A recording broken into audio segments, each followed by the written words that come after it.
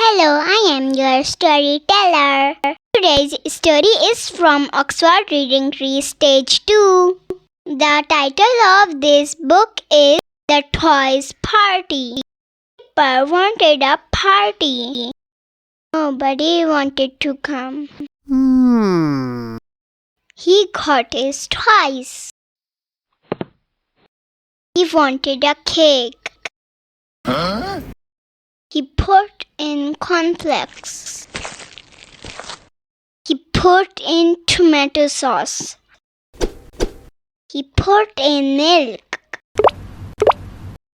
Put in jam. He put in sugar. Put in boiled beans. Mom was cross. Uh-oh. Kipper was sorry. This is the end of the story. Thank you.